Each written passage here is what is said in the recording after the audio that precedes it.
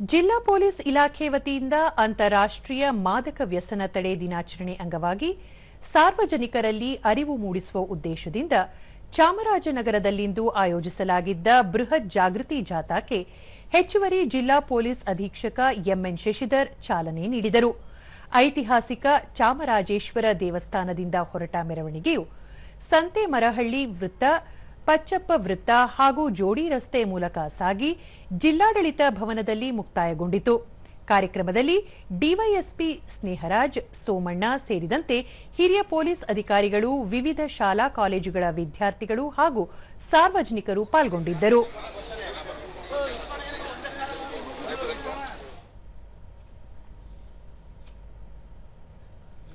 ಬಳಿಕ ಎಂಎನ್ ಶಶಿಧರ್, ಪ್ರಸ್ತುತ ದಿನಗಳಲ್ಲಿ ಅತಿ ಹೆಚ್ಚು ಮಾದಕ ವ್ಯಸನಕ್ಕೆ ತುತ್ತಾಗುತ್ತಿರುವ ಯುವ ಜನತೆಯಲ್ಲಿ ಅರಿವು ಮೂಡಿಸುವುದು ಇಂದಿನ ಅಗತ್ಯವಾಗಿದೆ.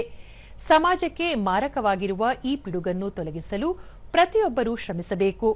ದುಶ್ಚಟಗಳಿಗೆ ಬಲಿಯಾದವರನ್ನು ಗುರುತಿಸಿ ಅವರನ್ನು ಅದರಿಂದ ಹೊರತಂದು ಸಮಾಜದ ಮುಖ್ಯವಾಹಿನಿಗೆ ಸೇರಿಸಬೇಕು. ಆ ಮೂಲಕ ಸ್ವಸ್ಥ ಹಾಗೂ ಸದೃಢ ಸಮಾಜ ನಿರ್ಮಾಣಕ್ಕೆ ಎಲ್ಲರೂ ಮುಂದಾಗಬೇಕು ಎಂದು ಕರೆ ನೀಡಿದರು.